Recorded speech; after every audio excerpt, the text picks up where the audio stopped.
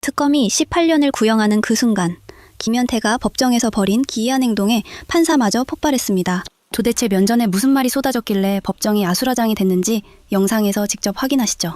영상 시작 전 구독 부탁드립니다. 피고인 김현태는 특전사 제707 특수임무단장으로서 국회로 출동하여 국회의사당 침투 및 비상계엄 해제 요구안 의결 방해를 시도하였던 자입니다. 피고인 고동희는 정보사 본부계획처장으로서 중앙선관위 과천청사를 점거하고 서버실의 폐쇄를 실시하였던 자입니다. 피고인 김봉규는 정보사 중앙신문단장으로서 피고인 정상욱은 정보사 모 여단 사업단장으로서 이와 같이 점거된 선관위로 출동해 선관위 직원들을 체포하는 임무를 담당했던 자입니다. 피고인 김현태가 단장으로 있는 707 특임단의 국회 진입 및 국회의사당 봉쇄를 설명하겠습니다. 23시 49분경부터 피고인 김현태 등 707 특임단이 탄 헬기가 국회의사당 후면 운동장에 착륙하자 피고인 김현태는 1지역대 병력 23명과 국회의사당 후문으로 가 봉쇄를 시도하였으나 국회 소속 경비 인력과 몸싸움을 벌이게 되었고 이에 일부 대원으로 하여금 후문 밖에서 청테이프로 출입문 손잡이를 휘감고 앞에서 지키게 하는 방법으로 외부 진입을 차단하게 한 다음 나머지 병력을 이끌고 국회 좌측면을 돌아 정문으로 이동하였는데 그 과정에서 4명이 국회의사당 정문으로 이동하기 위해 우측면에 집결해 있던 중 비상계엄 상황을 취재 중이던 기자가 단원들을 촬영하는 것을 발견하고 기자의 휴대전화를 빼앗은 뒤 케이블 타이로 포박을 시도하는 등 10분간 붙잡고 있다가 영상을 삭제한 뒤 풀어주었으며 23시 59분경 국회의사당 정문을 봉쇄하려고 시도하였으나 국회 관계자 등 수백 명으로부터 저항을 받게 되자 뒤이어 국회 경내로 진입한 379 지역대 병력 72명을 합류시켜 정문으로의 접근을 재차 시도하였으나 봉쇄에 실패하고 30분간 대치 상태로 있게 되었습니다. 피고인 이상현이 여단장으로 있는 제1공수특전여단의 국회 진입 상황입니다. 피고인 이상현은 곽종근으로부터 담을 넘어 국회 경내로 진입하라는 지시를 받게 되자 00시 30분경 제1대대장 김영기에게 담 넘어서 국회 본관으로 들어가서 의원들 다 끄집어내 라고 지시하여 김영기는 병력 48명과 함께 소총 등으로 무장한 상태로 국회 담을 넘어 경내로 진입하였고 00시 31분경 제2대대장 반효민에게 의사당으로 가 담 넘어서 1대대와 2대대가 같이 의원들을 끄집어내 라고 지시하여 반효민과 병력들은 담을 넘어 국회 경내로 진입하였습니다. 23시 50분경 국회 상황을 지켜보던 김용현은 출동한 병력만으로는 국회 봉쇄가 어렵다고 판단하여 추가 병력을 보낼 것을 곽종근에게 지시하였고 곽종근은 즉시 국회에서 헬기를 복귀시켜 707 특임단 101명을 다시 국회로 보내 기존에 출동했던 96명과 합류하게 하였습니다. 다음은 피고인 김현태의 707 특임단과 피고인 이상현의 제1공수여단이 국회의사당에 침투해 비상계엄 해제 요구안 의결 방해를 시도한 행위 태양입니다. 국회의원 상당수가 본회의장에 집결하고 시민들의 저항으로 국회 봉쇄가 어렵게 되자 대통령은 00시 31분경 곽종근에게 의결 정족수가 안 채워진 것 같으니 빨리 국회 안으로 들어가서 의사당 안에 있는 사람들 데리고 나와라. 문짝을 도끼로 부수고서라도 안으로 들어가서 다 끄집어내라고 지시하였고 김용현도 같은 취지로 지시하였습니다. 곽종근은 00시 32분경에서 58분경 피고인 김현태에게 국회의원 150명이 넘으면 안 된다. 국회의원들이 본회의장 안으로 들어가지 못하도록 막아라. 막는 게 안 되면 어떻게든 본회의장으로 가서 국회의원들 밖으로 끌어내라. 진입을 막는 사람들에 대해서는 공포탄과 테이저건 사용을 고려하라. 전기라도 차단하라고 지시하였고 00시 34분경부터 46분경 피고인 이상현에게 국회의원들이 의결을 하지 못하게 본회의장 문을 부수고서라도 안으로 들어가 국회의원들을 밖으로 끌어내라. 유리창을 깨서라도 안으로 들어가라. 대통령님의 지시다. 문짝을 도끼로 부수고서라도 안으로 들어가서 다 끄집어내라. 전기를 차단하라고 지시하였습니다. 이에 피고인 김현태는 병력 18명과 국회의사당 5층면으로 이동해 미리 준비한 망치와 소총 총구를 이용해 유리창 2개를 깨고 국회의사당 내부로 침투하였고 그 과정에서 일부 대원들이 주변에 있던 기자의 촬영용 사다리를 빼앗고 내부 진입을 막으려는 국회 직원들을 밀치는 등 몸싸움을 벌였으며 이후 3층 복도를 통해 본회의장으로 진입하려 하였으나 국회 당직자 등이 소화기를 분사하고 소파 등 집기류로 복도를 막아 진입이 어렵게 되자 우회로를 찾기 위해 4층으로 이동하였다가 우회로를 찾지 못하였고 01시 03분경 전원을 차단할 목적으로 지하 1층으로 이동하여 차단 장치를 찾아 돌아다니던 중 외부로 통하는 출입문을 발견하고 케이블 타이와 소방호스로 시정을 시도하였으며 뒤이어 분전함에 전원 스위치를 내려 지하 1층 조명을 소등하는 등 전원을 차단하였습니다. 또한 피고인 이상현은 00시 39분경부터 01시경까지 제1대대장에게 저항하는 사람들을 뚫고 국회의사당 안으로 들어가 국회의원을 다 끄집어내라. 유리창으로이라도 깨서 건물 안으로 들어가라. 지금 국회의원들이 문을 걸어 잠그고 의결을 하려고 하니 문짝을 부수고서라도 국회의원들 다 끄집어내라. 대통령님 지시다. 전기라도 끊어라. 라고 지시하고 제2대대장에게 국회의원들이 문을 걸어 잠그고 의결하는 모양이다. 국회의사당에 들어가서 문짝을 부수고서라도 국회의원들 끄집어내라. 투표를 못하도록 이라고 지시하여 제1대대 및 제2대대 병력 38명은 잠겨있던 국회의사당 후면 유리문을 강제로 개방하고 내부로 침투한 후 본회의장으로 진입하려다가 통로를 막은 채 소화기를 분사하고 소화전 호스로 물을 뿌리며 병력의 진입을 저지하는 국회 당직자들과 몸싸움을 벌였습니다. 국회 정문에 도착해서야 테러 상황이 아니었다라는 취지로 그때 자의적으로 판단했습니다. 예, 그때 인식하게 되었다는 취지인 것 같은데요. 그럼 왜 국회를 봉쇄하려고 했습니까? 봉쇄는 저희 주어진 명시된 임무였습니다. 그 명시된 임무에 대한 목적이 무엇인지 생각하지 않았습니까? 자의적으로 생각을 해볼 수 있지만 우선적으로 주어진 임무이기 때문에 수행하는 과정에서 추가 지시가 올 수도 있다고 생각했고 수행하고 나면 공산 다음에 어떻게 하는 지시가 올 거라고 예측했습니다. 예, 국회 내부에 진입하려고 시도를 했는데요. 지금 피고인 입장에서는 봉쇄하려고 한 것이다라는 거잖아요. 정문에서 들어갈 의도는 없었고요. 그 영상을 보시면 알겠지만 일렬로 벽을 타면서 국회에 들어갔지 않습니까? 예, 예, 그래서 봉쇄하려고 한 방법 중에 이제 국회에 들어간 것 같은데 예. 봉쇄를 어떤 방법으로 하려고 했던 거예요? 봉쇄라는 거는 최초 계획한 거는 외곽에서 문을 다 잠그는 거였습니다. 예. 근데 정문에서는 이제 사람들을 밀어내고 인원으로 해서 이렇게 바리케이트 치듯이 막으려고 했는데 그게 안 됐기 때문에 안으로 들어가서 정문 안쪽에서 문을 장악하려고 했던 겁니다. 정문을 장악하기 위해서 그러면은 3층으로 가고 4층으로 가고 그랬던 거예요? 네, 그렇습니다. 그럼 내부 인원들은 어떻게 합니까? 거기에 대한 거는 저희 임무가 아닐 수도 있고요. 그러면 정문의 문만 봉쇄하면 임무가 끝나는 건가요? 명시된 과업은 그거였습니다. 봉쇄 후 확보하였기 때문에 제가 이제 건물 봉쇄만 생각했고 왜냐면 저 들어간 인원 아시다시피 물론 뭐 다 들어가려고 했지만 제한됐지만 뭐 10몇 명 들어가가지고 제가 뭐 거기 있는 사람들을 뭘 하려는 의도는 전혀 없었고요. 정문으로만 가서 문을 어떻게 해보려는 의도였습니다. 정문의 문을 봉쇄하는 것으로 목표를 달성할 거 생각했다. 예, 봉쇄하고 나면 봉쇄하고 지시가 나면 있을 것이다. 내부의 인원들은 어떻게 할 것인지는 생각하지 못했다. 네, 그렇습니다. 그리고 저희가 그래서 예. 정문을 봉쇄하기 위해서 3층 가고 4층 가고 전기도 차단하려고 노력했던 것이다. 그렇게 해석하면 됩니까? 말씀드린 대로 창문을 제가 자의대로 깨고 들어갔습니다. 그리고 나서 제가 2층으로 가서 소화기 맞지 않습니까? 정문 앞에서. 그 정문 앞에서 소화기 맞고 추가 지시나 통화가 없습니다. 제가 자의적으로 3층 가고 3층에서 그다음 사령관 전화를 받았기 때문에 그것만 보더라도 동선 자체가 정문을 가기 위한 동선이지 그 추가 지시 온 거는 3층에서 두 번째 소화기를 맞은 이후에 사령관 통화해서 사령관이 못 들어가겠냐. 그 정도까지 얘기했지 이 안으로 들어가면 뭐 본회장이 이런 얘기 없었습니다. 예. 피고인은 지금은 이제 곽정근이 피고인에게 국회에서 국회의원을 끌어내라고 지시한 적이 없다. 네. 계엄 이후 기자회견을 들어보면 약간은 그런 뉘앙스로 들리기도 해요. 직접적인 그런 표현을 쓰지는 않았는데 150명이 되지 않았으므로 일단 막아봐라. 결국 막으라고 하는 거는 인원을 막으라는 취지로 보이기도 합니다. 네. 그 입장이 바뀐 건가요? 아니면은 제가 해석을 잘못한 건가요? 입장을 바뀐 건 아니고요.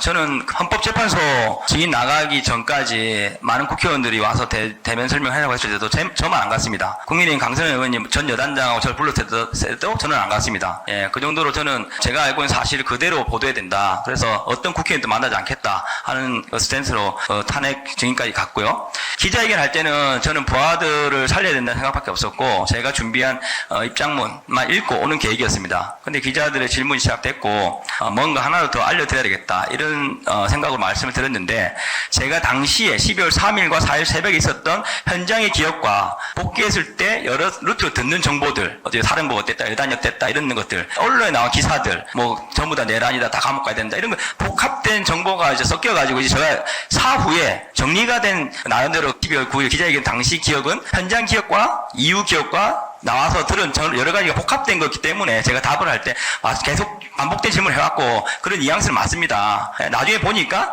국회의원 끌어내라고 한 것 같았기 때문에 그 답을 한 것이지 제가 현장에 12월 3일과 4일 새벽에 그 생각을 했던 건 아닙니다. 예, 정리하자면 12월 9일 기자들 인터뷰 과정에서 말했던 거는 기업이 혼선된 것이다. 네, 그렇습니다. 당시 기자회견을 비춰보면 피고인도 그렇고 피고인의 부하들도 국회에 진입하는 이런 명령을 수행한 것에 대해서 오히려 보면 피해자인 양, 부당한 계엄에 임무를 수행한 것에 대해서 억울한 양 이렇게 진술하고 있는 것처럼 보입니다. 그러나 최근 피고인의 행태를 보면 반대로 계엄은 정당하였고 우리의 임무는 정당하였다라는 취지로 입장이 바뀐 것 같기도 합니다. 그 이야기를 제가 많이 듣고 있습니다. 예. 12월 9일 당시에는 제가 비상계엄 이후 복귀한 다음에 누구도 만나지 않았고요. 혼자서 언론만 보면서 부대원들하고 일부 들린 소문으로만 대응을 했기 때문에 기자회견 간에 국방부 장관을 많이 원망했습니다. 왜 우리한테 이런 지시를 했을까 하면서 국방부 장관을 정말 많이 원망했고, 왜냐하면 그 전에 12월 6일 날 곽정사령관 유튜브 가고 할 때 12월 6일 아침하고 이렇게 곽정사령관 많이 이야기했지 않습니까? 곽사령관이 장관 원망을 많이 했기 때문에 저는 당연히 국방부 장관 때문에 지금 특전사가 이렇게 피해를 보고 있다, 이런 인식하에 기자회견을 했습니다. 근데 그 이후에 국조특위라든지 이후제 조사를 받으면서 제가 언론에 나온 게 사실이 아니라는 생각을 했습니다. 언론에서는 어디까지 나왔냐면 제가 윤석열 대통령하고 매일 술을 먹었고 비상계엄을 위해서 골프를 쳤고, 그리고 노들섬에 사진 훈련했고, 국정원과 백령도에서 비상계엄 관련된 훈련했다 등등, 그리고 전날 부대원들 대기시켰고 혈수를 쓰고 유서를 썼다는 식으로 수없이 많은 사전 준비를 했다는 그 프레임을 씌우기 위한 가짜에서 쏟아졌습니다. 그리고 이제 모든 부대원들을 다 내란으로 다 감옥 간다는 압박이 있었고요. 그렇게 좀 왜곡된 잘 모르는 정보를 가지고 제가 기자회견까지 갔고, 그 이후에 시간이 가면서 많은 걸 이제 스스로 인식하게 됐습니다. 가장 큰 틀은 비상계엄이라는 것은 헌법에 보장된 대통령의 고유 권한입니다. 대통령이 전시 사변 이에 준하는 사태인데, 이에 준하는 사태라는 것은 대통령이 단독으로 충분히 판단할 수 있는 권한입니다. 그렇기 때문에 제가 내란에 대해서 언급하지 않겠습니다. 이 비상계엄 부분은 분명히 대통령의 합법적이라고 저는 생각하고요. 그리고 당시 국군 통수권자와 국방부 장관의 지시를 받은 군인이 만약에 그 지시를 따르지 않는다고 하면 그건 정상국가가 아니라고 생각합니다. 미국이 마두로를 체포할 때 델타포스도 미국 군인들이 6개월 동안 훈련했습니다. 그리고 아시다시피 미국 민주당에서 외국의 대통령을 잡아들이는 불법이라고 했습니다. 그 당시에 미군 군인들이 그걸 몰랐겠습니까? 다 알고 있습니다. 하지만 국가가 지시를 했기 때문에 그 군인들이 묵묵히 따르는 것이고요. 6개월 동안 비밀리에 훈련하면서도 그게 새어나가지 않는 것입니다. 이 군은 국가가 책임지는 것입니다. 군 통수권자와 장관이 지시했음에 불구하고 일어나는 모든 일들은 국가와 정부에서 책임지고 보호를 해야 되는 것이지, 저는 그래서 지금 재판받고 있는 모든 군인들은 제가 없다고 생각하는 이유가 그것입니다. 내란과 별개로 비상계엄 선포에 대한 의견입니다. 물어보고 정리할게요. 지금 피고인의 진술을 보면은 비상계엄은 대통령의 고유 권한이므로 독자적으로 판단할 수 있고, 따라서 비상계엄은 합법적이므로 그에 따른 군인들은 임무를 수행해야 된다, 그거네요. 그렇습니다. 대통령이 어떤 목적으로 비상계엄을 하든 그거는 군인들 알 바가 아니다. 알바는 그 뜻은 아니고요. 그 내용은 몰랐지 않습니까, 저희가? 그래서 그거는 그러면 내란으로 지금 상태는 어때요? 지금 현 입장에서는 지금은 이 사건 발생했던 계엄은 정당하다고 판단하는 겁니까? 저는 비상계엄은 정당하다고 판단하고 있습니다. 그래요? 예, 알겠습니다. 근데 김현태 이자는 뭡니까? 지금 파면됐다고 아무리 백제라 한다 손 치더라도 세상에 내란이 조작이다 이런 얘기를 하고 다니지 않습니까? 그러니까. 그거 어떻게 해야 됩니까? 그러니까 참 답답한 것이 벌써 감옥에서 구속수사를 받아야 그러니까요. 되는 인원인데 저렇게 내란 때 가장 돌격대장한 거 아닙니까? 국회 창문을 깨고 들어와서 최정예 부대를 했고 실제 전기도 이자는 현장에도 꺾고. 있었죠? 네, 단전까지 했었거든요. 그런 자가 실제 이렇게 거리를 할보하고 다니면서 그것도 극우 세력 전환길과 같이 내란이 조작이 됐다. 윤석열이가 위대한 결정을 뭐 했다. 이것은 국가를 망가뜨리는 행동을 지금도 하고 있거든요. 지금 장교 출신으로서 진짜 창피하고 부끄럽고 분노스러운 이런 행동을 지금 하고 지금 저걸 지켜보는 우리 열심히 일하는 우리 장병들 보기엔 어떻겠습니까? 억장이 무너지는 거죠. 가뜩이나 계엄군 이런 것들로 명예가 실추됐는데 계엄군의 핵심이었던 저렇게 활개치고 다니고 내란이 무슨 조작됐다느니 저런 말을 하고 다니고. 근데 왜 이자를 구속을 안 하죠? 지금 파면됐으면 군인 신분이 아닌 겁니까? 네, 민간 신분이죠. 그러면은 빨리. 그러니까 군사법원에서 제가 봤을 때 아까도 얘기했지만은 내란 특검에 의존하지 말고 바로 했어야죠. 바로 해서 실제 구속하고 군사법정에 세웠어야죠. 김현태가 누굽니까? 직접 분열을 이끌고 들어와서 기물을 파손하고 국회에 난입했던 책임자입니다. 그런데 어떻게 이자가 지금도 이렇게 돌아다닙니까? 이해가 안 갑니다. 돌아다닐 사람이 따로 있고 들어가 있을 사람이 있지 어떻게 이런 자가 돌아다닙니까? 그것도 선글라스 쓰고 전환길 보디가드를 하고 있는데 이렇게 법이 막 무시가 돼도 괜찮은 겁니까? 이자는 움직이는 흉기입니다. 그 특임 여단에 대장을 했으면 이런 흉기를 그냥 돌아다니게 놔둔다. 말이 안 되죠. 이렇게 내란에 주요하게 일을 했던 자를 그냥 놔둔다. 특검 맨 먼저 그 일부터 해야 됩니다. 왜? 말도 안 되는 얘기를 하면서 지금 돌아다니고 있어요. 지난번에 한번 국회에선가 그 이야기 했죠. 안기령 청와대 부대변인. 그 맨몸으로 총구를 막았었던 그 사진은 세계 언론에까지도 보도가 됐습니다. 정말 겁도 없어요. 그런데 저걸 고도에 훈련된 뭐로 뭐 이렇게 총기를 탈취하려고 했다.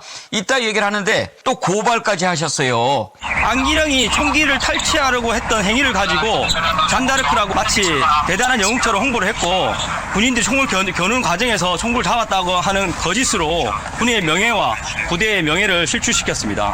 합법적인 군사작전을 실시하는 저희 부대를 대상으로 집단적인 폭행을 강행했고 그리고 폭언 욕설을 통해서 부대원들에게 폭동을 유발했습니다. 이러한 잘못된 피해자와 가해자를 바꾸는 이런 사실에 대해서 결국은 윤석열 대통령의 내란 우두머리 혐의에 대한 재판에까지도 저는 영향을 미쳤다고 보기 때문에 이것은 역사적으로도 바로잡아야 됩니다. 장유미 대변인님, 사람이 어떻게 되면 저렇게까지 될 수 있나요? 그러니까요. 군을 지금 이 순간에도 모욕하고 능멸하는 건 본인들이라는 생각이 들고요. 진짜 군을 어렵게 만든 건 윤석열 씨이고요. 불법을 강행하도록 종용하고 불법을 시켜가지고 심지어 직위원 재판부도 이 순간에도 고통받는 공무원들에 대해서 자각하라고 일침을 가했는데 이것을 어떻게 야전에서 훈련받은 사람이 안기령 부대변인이 그 총기를 탈취를 했다라고 얘기합니까? 부끄럽지 않으세요? 그래서 본인이 계엄 직후에는 눈물 흘리면서 다 자기 잘못이라고 얘기했던 거 아닙니까? 그때 불법이라는 거 본인이 알았는데 자기 합리화의 과정을 거치면서 지금 여기까지 추하게 온 겁니까? 이 전한길 씨도 여기에 편승해가지고 자기 정치하지 마십시오. 대한민국을 그리고 본인이 정말 국민의힘을 사랑한다고 이야기하는데 국민의힘을 위한다면 이런 짓은 하면 안 되는 겁니다. 저런 사람을 이렇게 바깥에서 거짓말하고 선동하게끔 활보하게끔 놔두는 것 자체가 저는 말도 안 된다고 생각을 하고요. 더군다나 구속사유가 명백하거든요. 저희가 증거인멸의 우려라고 하는 게 진짜 막 행위로 나아가는 걸 증거인멸의 우려라고 하는 게 아니라 증거인멸의 우려라고 하는 거 추상적인 거거든요. 중범죄를 저질렀는데 이거를 범죄를 부인하고 뭔가 다른 말을 한다거나 말도 안 되는 어떤 이런 이야기를 한다라고 하면 증거인멸의 우려의 가능성이 충분한 겁니다. 그렇기 때문에 저런 사람이 저런 거짓 선동을 하면서 왜곡된 또 2차 피해와 이런 명예훼손을 하고 있는 거기 때문에 특검에서 수사를 한다라고 하면 여러 어떤 수사를 하겠지만 저런 잘못된 내란 중범죄 가담자를 반드시 구속 수사하는 게 저는 마땅하다라고 생각합니다. 예, 저런 자를 뭐 이제 재판을 해가지고 재판에서 실형을 선고하는 것은 가능하지만 그 전에 저렇게 돌아다니면서 쓸데없는 이야기 할 수 있게끔 놔두는 거 그거는 절대 안 되죠.